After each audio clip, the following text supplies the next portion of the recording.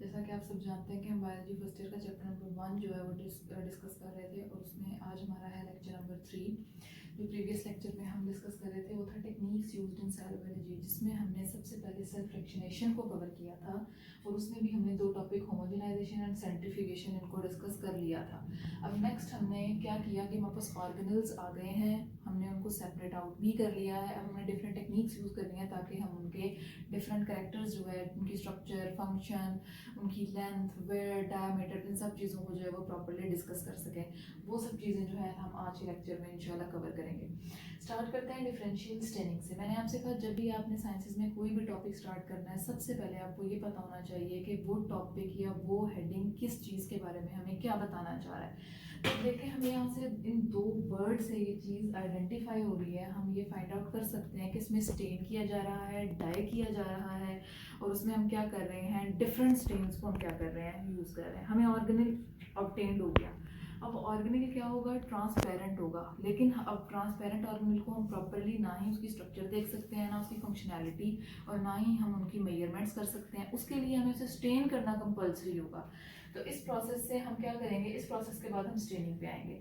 अब स्टेन हम डिफरेंट उसमें डाइज और स्टेन्स यूज़ करते हैं। अगर हम सिंगल स्टेन यूज़ कर रहे हैं, जैसे कि आपको पता है कि सिंगल स्टेन में आपकी बुक में जैसे कि मेंशन है कि हम न्यूक्लियस को स्टेन कर रहे होते हैं बोरेक्स कारामाइन से।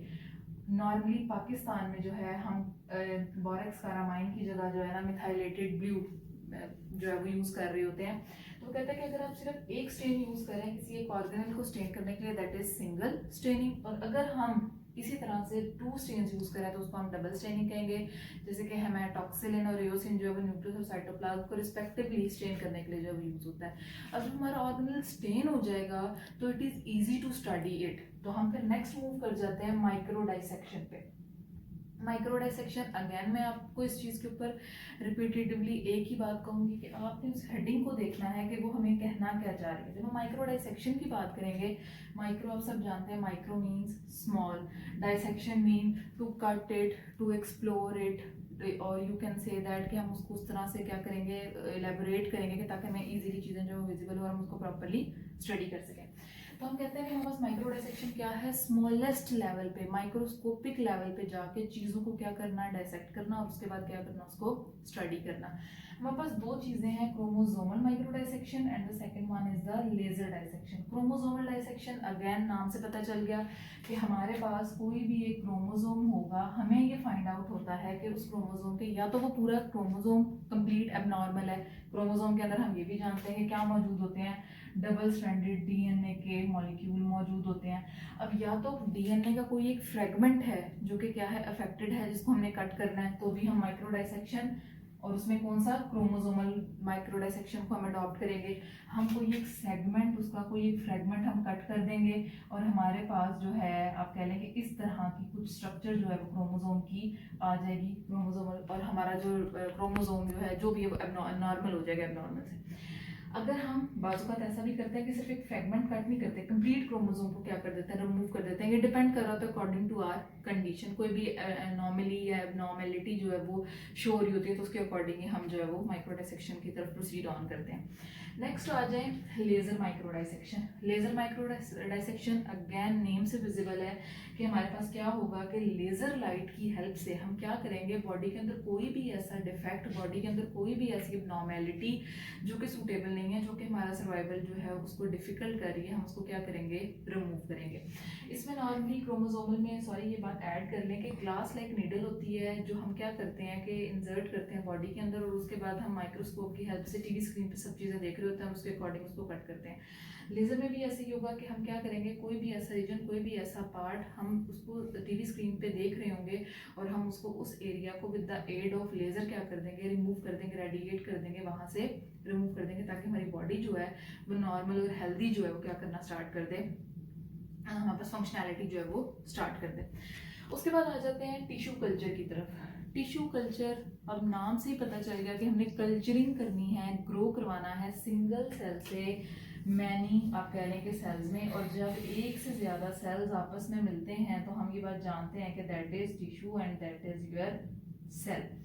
अब वो क्या कहता है कि इसमें प्लांट और एनिमल में डिफरेंट तरीके से जो है ना टिश्यू कल्चरिंग हो रही होगी। प्लांट्स में हम नॉर्मली क्या करते हैं, क्लोनिंग करते हैं। क्लोन्स यानी कि आइडेंटिकल जो है ना, आप कह लें कि सेल्स उनको ग्रो करवाते हैं। ग्रो करवाने के बाद जो भी हमारी रिक्वायरमेंट होती है उसके अकॉर्डिंग जो है वो हम ऑब्टेन कर देते हैं। नॉर्मली मैं इसमें आपको इस तरह से एग्जाम्पल दे देती हूँ कि फॉर एग्जाम्पल हम ये चाहते हैं कि हमारे पास कोई शूट है ना, हम उसको ग्रो करवाएं, या रूट का पोर्शन हम उसको ग्रो करवाएं, या लीव्स हैं, कोई भी ऐसा पोर्शन प्लांट का हम उसको ग्रो करवाना चाह रहे हैं आर्टिफिशियल मीडिया दे के, और ये स्टडी करना चाह रहे हैं कि कौन सा न्यूट्रिएंट अगर हम डेफिशिएंट कर देंगे तो उसका ये इफेक्ट होगा। हम क्या करेंगे, हम मीडिया लेंगे, मीडिया में जो इसेंशियल न्यूट्रिएंट्स हैं वो सब ऐड करेंगे। उसके बाद कंपल्सरी जो मेजर न्यूट्रिएंट हैं, जो कंपल्सरी हैं प्लांट की डिफरेंट फंक्शनैलिटी के लिए, उनको हम क्या करते जाएंगे, ऐड करते जाएंगे और रिमूव करते जाएंगे। और उसका हमने क्या देखना है, इफेक्ट के प्लांट की ग्रोथ के ऊपर, उसकी फंक्शनैलिटी के ऊपर, इन सब चीज़ों के ऊपर क्या इफेक्ट होता है। तो इस प्रोसेस, इस टेक्निक के लिए हम क्या कर रहे होते हैं, टिश्यू कल्चरिंग को यूज़ कर रहे होते हैं। इस टिश्यू कल्चरिंग के लिए हमें क्लोनिंग यानी कि क्लोन्स बनाने हैं जो कि बिल्कुल आइडेंटिकल होंगे, बिल्कुल सिमिलर होंगे टू देयर पेरेंट्स। उसके बाद एनिमल कल्चर की बात करें, एनिमल कल्चर में हम ये करते हैं, नॉर्मली कोई अब नॉर्मेलिटी आ गई है, फॉर एग्जांपल कैंसर है या कोई भी इस तरह की डिजीज़ वगैरह है, तो हम क्या करेंगे, एक सिंगल लेयर बनाएंगे टिश्यू की, एक सिंगल सेल से।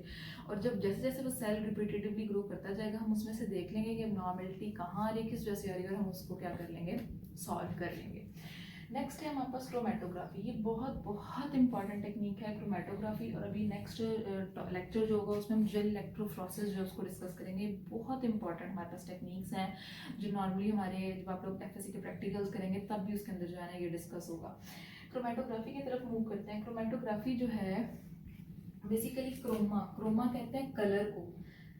कहीं भी क्रोमा ये वर्ड यूज होगा, इसका मतलब होगा कलर। ग्राफी में यानी कि कलर्स का ग्राफ बनाना, कोई भी ऐसा। नॉर्मली क्रोमेटोग्राफी ऐसी टेक्निक है जिसमें हम ऐसे सॉल्वेंट में से, ऐसे मिक्सचर में से क्या एक्सट्रैक्ट आउट कर रहे होते हैं, उन सब्सटेंसेस को एक्सट्रैक्ट आउट कर रहे होते हैं जिनको आइडेंटिफाई करना, सेपरेट करना क्या होता है, डिफिकल्ट होता है। सपोज करते हैं रेड और ब्लू इंक है, वो आपस में मिक्स हो गई हैं। अब हम चाह रहे हैं कि उनको देखेंगे इसके अंदर कौन सी 2 कलर की इंक्स जो है वो डिजॉल्व हुई है, तो हम उसके लिए क्या करेंगे, पेपर क्रोमेटोग्राफी को यूज़ करेंगे और उसे सेपरेट आउट हो जाएंगी। इसी तरह से डिफरेंट मिक्सचर्स जिनको आइसोलेट करना डिफिकल्ट होता है, हम क्या करेंगे, इसको क्रोमेटोग्राफी और more specifically paper chromatography perform करेंगे, और उससे हमारा जो भी आप कह लेंगे वो मिक्सचर होगा वो क्या हो जाएगा, आइसोलेट हो जाएगा, और हम उसको क्या कर लेंगे, स्टडी कर लेंगे। अब हम देख लेते हैं कि वो कौन सी टेक्निक है, वो कौन सा प्रोसीजर है जिसके थ्रू हम पेपर क्रोमेटोग्राफी परफॉर्म कर रहे होते हैं, और किस तरह से सब चीज़ें हो रही होती हैं। सबसे पहले आपने जब भी पेपर क्रोमेटोग्राफी के बारे में आपने डिस्कस करना है ना, आपको कुछ मेजर टर्म्स जो है ना वो पता होने चाहिए। जैसे कि हमारे पास आ जाता है स्टेशनरी फेज, फिर हमारे पास आ जाता है मोबाइल फेज, फिर हमारे पास आ जाता है क्रोमेटोग्राम, और उसके बाद हमारे पास आ जाता है क्रोमेटोग्राफी चैम्बर। ये वो 4 आप कह लेंगे हमारे पास मेजर कंपोनेंट्स हैं, ये वो 4 मेजर टर्म्स हैं जो कंपल्सरी हैं, जिसके बगैर पेपर क्रोमेटोग्राफी कंप्लीट नहीं हो सकती। सबसे पहले अगर हम स्टेशनरी फेज की बात करें, स्टेशनरी का मतलब होता है कांस्टेंट, यानी कि मूवेबल नहीं है, ये बात समझ आ गई। मोबाइल का मतलब है मूवेबल, यानी कि इसमें कुछ मूवेबल चीजें होंगी। क्रोमेटोग्राम क्या होगा, क्रोमेटोग्राफी चैम्बर क्या होगा, इसको भी अब हम डिस्कस करते हैं। सबसे पहले अगर हम बात करें स्टेशनरी फेज की, तो हम अब ये देखिए मैंने डायग्राम बनाई हुई है पूरे इस पेपर क्रोमेटोग्राफी का सारा सेटअप जो है। ये आपके पास एक ग्लास कंटेनर है जिसके ऊपर एक ग्लास लिड है, उसके अंदर आपने एक फिल्टर पेपर को हैंग किया हुआ है, वर्ड्समैन फिल्टर पेपर है ये, ठीक है। अब ये जो फिल्टर पेपर है ना, ये साइलेंट है, इसने कहीं मूव नहीं करना, इसने अपनी जगह पे स्टिल रहना है, कांस्टेंट रहना है। तो इसका मतलब है कि इसमें स्टेशनरी फेज कौन सा है, हमारे पास ये फिल्टर पेपर है। मैंने मेंशन भी किया हुआ कि फिल्टर पेपर क्या है, स्टेशनरी फेज है। अच्छा जी, उसके बाद यहाँ हमारे पास तो मिक्सचर है जिसको हम आइसोलेट करना चाह रहे हैं। तो ये मिक्सचर क्या है, इस मिक्सचर ने इस फिल्टर पेपर के ऊपर मूव करना है। तो इसका क्या मतलब हुआ, मूवमेंट कौन कर रहा है, ये मिक्सचर और सॉल्वेंट कर रहा है। तो हम क्या कहेंगे कि मोबाइल फेज क्या है, वो सॉल्वेंट और वो मिक्सचर जिसको हम आइसोलेट करना चाहते हैं। उसके बाद आ जाता है क्रोमेटोग्राम। क्रोमेटोग्राम हमारे पास वो फिल्टर पेपर है जिसके ऊपर ये मोबाइल फेज मूव कर जाएगा और हमें फाइनल रिजल्ट्स ऑब्टेन्ड होंगे आफ्टर स्टेनिंग और डाई, उसको हम क्या कहेंगे, that is chromatogram. Chromatography chamber क्या है, ये जो सारा सेटअप है हमारे पास जिसके थ्रू हम आइसोलेट करेंगे, सेपरेट करेंगे हमारे मिक्सचर को, उसको हम क्या कहेंगे, क्रोमेटोग्राफी चैम्बर कहेंगे। अब इसका प्रोसीजर थोड़ा सा सुन लें शॉर्टली। होगा क्या कि हमारे पास ये क्या है, मिक्सचर है, सॉल्वेंट है, हमने इस ग्लास में डालना है। फिल्टर पेपर को हमने कम से कम फिंगर आप कह लें 1 mm आप कम से कम रखें कि हमने इसको इससे क्या रखना है, थोड़ा सा अबव रखना है, लेकिन हमारी हमने इसको क्या करना है कि जो हमारा फिल्टर पेपर है हमने इसको कम से कम 1 mm जो है ना इसके अंदर डिप रखना है। डिप हमने क्यों रखना है, ताकि जब ये दोनों इन कांटेक्ट आएंगे तो ये इसके ऊपर आहिस्ता आहिस्ता क्या करना शुरू हो जाएगा, मूव करना स्टार्ट हो जाएगा। अब ये जो मोबाइल फेज है, ये जो मिक्सचर है, ये जो सॉल्वेंट है, ये आहिस्ता आहिस्ता इसके ऊपर मूव करेगा स्टेशनरी फेज के ऊपर, और अकॉर्डिंग टू देयर एफिनिटी वो क्या करता जाएगा, डिफरेंट पोजीशंस पे अपने स्पॉट्स जो है वो छोड़ता जाएगा, डिफरेंट एरिया में वो डिफरेंट स्पॉटिंग जो है वो करता रहेगा। इधर आप देखें मैंने क्रोमेटोग्राम में यही चीज़ की हुई है, ये सर्कल है, ये डॉट है, स्टार है, डैश है, स्क्वायर है, ये डिफरेंट एफिनिटी है इनकी, डिफरेंट एरिया में डिफरेंट रीजन में क्या कर रहे हैं, लाई कर रहे हैं। अब ये सारे इनकी एफिनिटी के अकॉर्डिंग, कुछ नियरर है कुछ फार्दर है, मतलब ये अकॉर्डिंग टू देयर एफिनिटी क्या किया इन्होंने, मूव किया। जब ये सारा प्रोसीजर हो जाएगा मैं क्या करूँगी कि मैं इस फिल्टर पेपर को निकाल लूँगी, निकालने के बाद मैं इसको ड्राई होने दूंगी रूम टेम्परेचर के ऊपर, और इसके ऊपर क्या करूँगी, डाई का स्प्रे करूँगी, स्टेन कर दूँगी।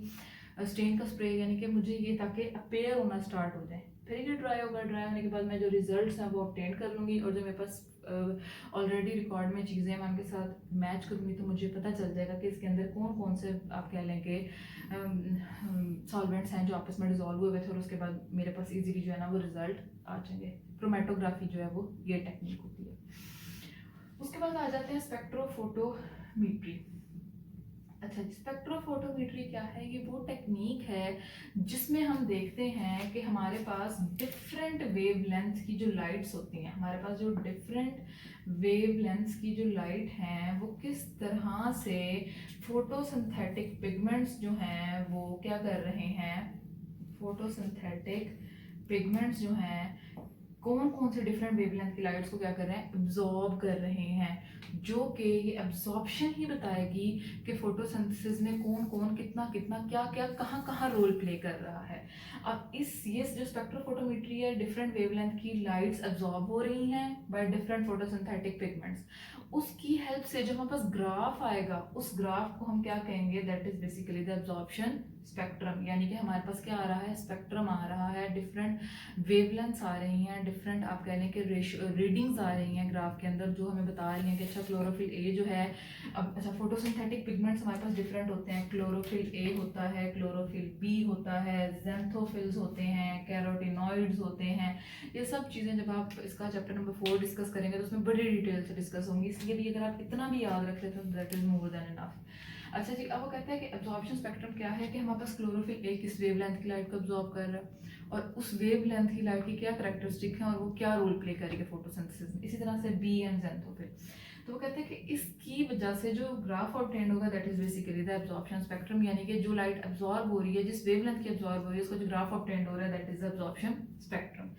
स्पेक्ट्रोफोटोमीटर डेफिनेटली सी बात है कि वो इंस्ट्रूमेंट, वो ऑपरेटर्स जो क्या कर रहा है, इंस्ट्रूमेंट ही हम कहेंगे इसको, इंस्ट्रूमेंट जो हम क्या कर रहे हैं स्पेक्ट्रोफोटोमीट्री को परफॉर्म करने के लिए यूज कर रहे हैं, दैट इज बेसिकली स्पेक्ट्रोफोटोमीटर। उसके बाद आ जाता है रेजोल्यूशन और मैग्निफिकेशन। ये दो ऐसे टर्म्स हैं जिसमें स्टूडेंट बहुत बहुत ज़्यादा कंफ्यूज होते हैं और वो इसको रिपीटेटिवली जो है वो इस क्वेश्चन को जो है ना वो करते हैं कि हम ये कंफ्यूज हो जाते हैं, हमें नहीं पता चलता, हम रेजोल्यूशन को मैग्निफिकेशन में, मैग्निफिकेशन को रेजोल्यूशन में जो वो प्लेस कर रहे होते हैं। इधर आपने एक छोटी सी एग्जांपल जो भी मैं इधर कोड करूंगी ना, इसको अपने माइंड में रखना है, दोनों सेम एग्जांपल्स हैं लेकिन मैं जो डिफरेंस बताऊंगी इसको आपने बड़ा केयरफुली जो है ना वो ऑब्जर्व करना है। रेजोल्यूशन की बात करते हैं, मैंने यहाँ ऑलरेडी 2 डॉट्स जो हैं वो प्लेस भी किए हुए हैं, आपको नजर भी आ रहा होगा। अब रेजोल्यूशन क्या है बेसिकली कि मैंने यहाँ 2 डॉट प्लेस किए, फॉर एग्जांपल मैंने यहाँ पे 2 डॉट्स प्लेस किए, अब इन 2 डॉट्स के दरमियान में इन 2 डॉट्स को डिफ्रेंशिएट करना इज रेजोल्यूशन।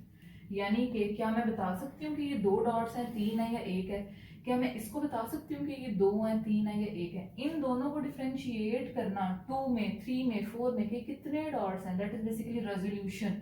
और मैग्निफिकेशन क्या है कि जो मैंने 2 डॉट्स ड्रॉ किए हैं with the aid of optical instrument, वो कुछ भी हो सकता है, वो आपका माइक्रोस्कोप हो सकता है, वो कोई भी ऑप्टिकल इंस्ट्रूमेंट हो सकता है, जिसकी हेल्प से आप क्या करोगे, इसको मैग्नीफाई करोगे।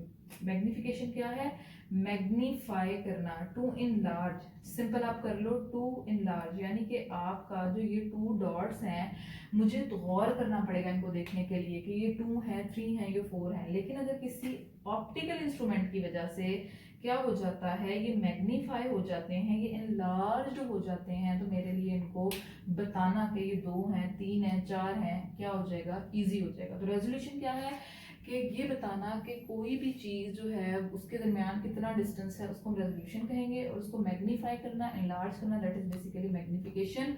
और ये मैग्निफिकेशन और रेजोल्यूशन का काम क्या कौन कर रही होती है, माइक्रोस्कोप कर रही होती है। बेसिकली हमारे आप ये आपने माइक्रोस्कोप की स्ट्रक्चर ऑलरेडी पढ़ी हुई होगी प्रीवियस क्लासेस में। ये हमारे पास इसका आई पीस है, ये नोज पीस है जिसमें ये ऑब्जेक्टिव लेंसेज हैं, ये ऑकुलर लेंस है, ये आर्म है जहाँ से हम इसको होल्ड करते हैं, ये इसका फुट है, ये स्टेज है, स्टेज के ऊपर ये स्टेज क्लिप्स हैं, और ये हमारे पास स्लाइड है, स्लाइड के ऊपर हमारे पास कवर स्लिप है। हमारे पास यहाँ कोई भी आप कह लेंगे चीज़ मौजूद है। अब हम रेजोल्यूट करना चाह रहे हैं, मैग्नीफाई करना चाह रहे हैं, वो डिपेंड करेगा कि हम किस तरह से आई पीस और नोज पीस की एडजस्टमेंट करेंगे, और उसके बाद जो है हमारी मैग्नीफिकेशन जो है वो हो जाएगी।